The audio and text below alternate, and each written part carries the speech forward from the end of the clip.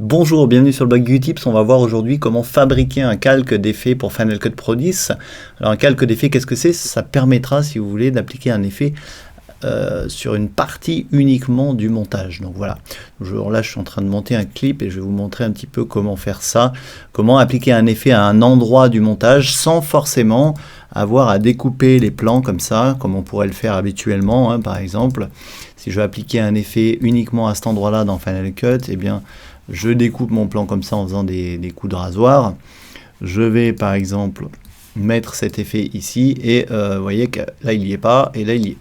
Sauf que si j'ai envie que cet effet soit appliqué un petit peu plus loin ici, ben je vais galérer un petit peu. Donc ce que je vais devoir faire, par exemple, c'est prendre l'outil Trim, le décaler comme ça. Alors ça se fait, hein, mais c'est pas toujours simple, suivant le montage qu'on a.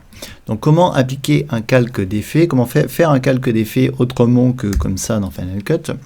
Eh bien on va voir qu'il va falloir utiliser Motion. Donc rassurez-vous, on va pas apprendre Motion tout de suite, mais c'est simplement une petite astuce très rapide dans Motion qui permet de créer ce calque. Donc je vais lancer Motion. Donc pour rappel, Motion c'est un programme qui coûte 50 €.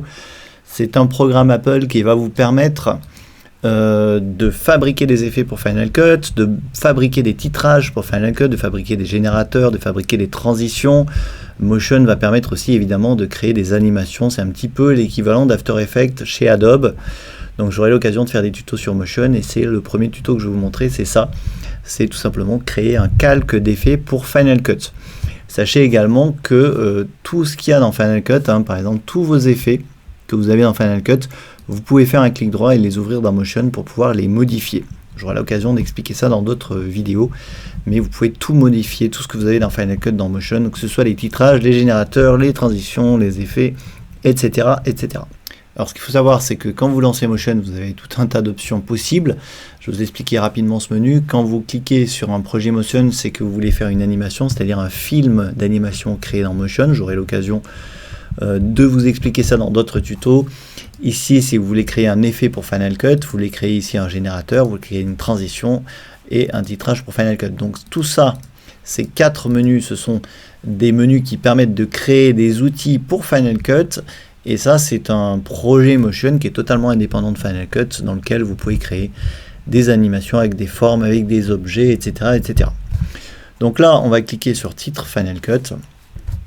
Vous pouvez choisir un format en 1080 par exemple. Si vous êtes en 25 images, on va se mettre en 25 images. Vous faites ouvrir.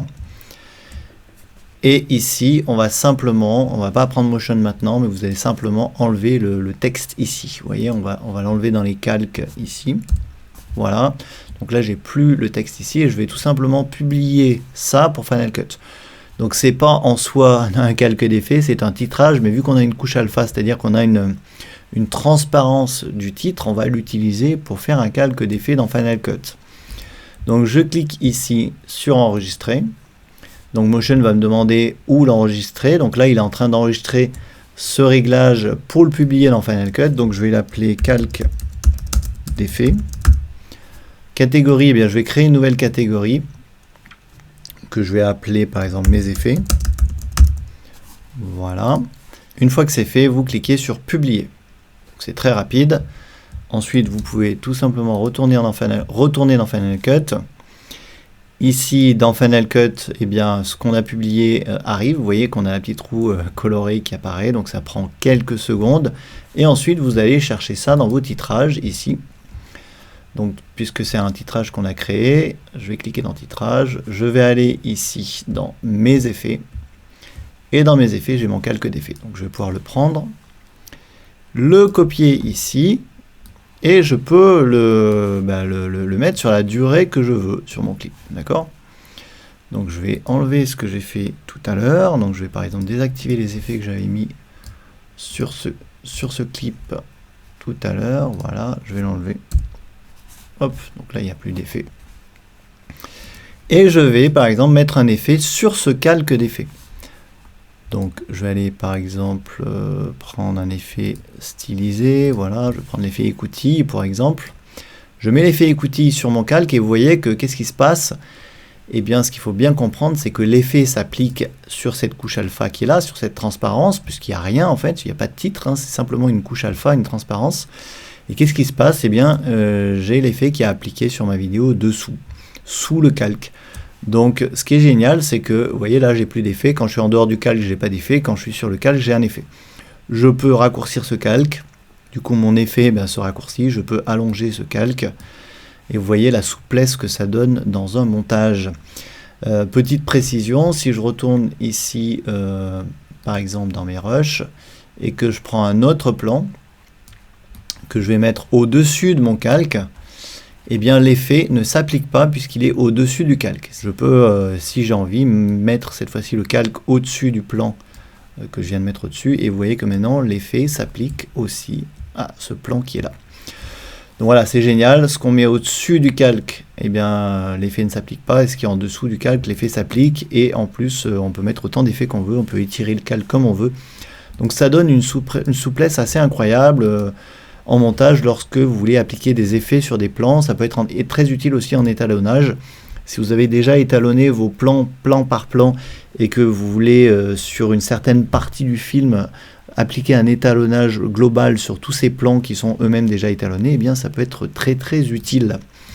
Voilà, bien entendu, je peux rajouter, comme je vous le disais, un grain Super 8 si j'ai envie. Et vous voyez que les effets s'empilent sur mon calque qui est ici, de la même manière que si je les avais mis sur un plan, sur un clip dans la timeline. Voilà, j'espère avoir été clair. En tout cas, je vous incite vraiment à utiliser cette astuce parce qu'elle est vraiment hyper simple à mettre en œuvre, et ça vous fera une première porte d'entrée dans Motion, qui est un logiciel absolument génial. Je vais faire pas mal de tutos sur Motion à l'avenir. J'espère en tout cas que ça vous plaira. Motion, c'est un peu la trousse à outils de Final Cut Pro 10. Donc si vous travaillez sur Final Cut, ce serait vraiment dommage de passer à côté de Motion. Voilà, merci d'avoir suivi cette petite astuce. Comme d'habitude, si vous avez des questions, n'hésitez pas à la poser sous la vidéo dans les commentaires. N'hésitez pas également à vous abonner au blog en cliquant sur les liens qui apparaissent à gauche de la vidéo. Et moi, je vous dis à demain pour la prochaine.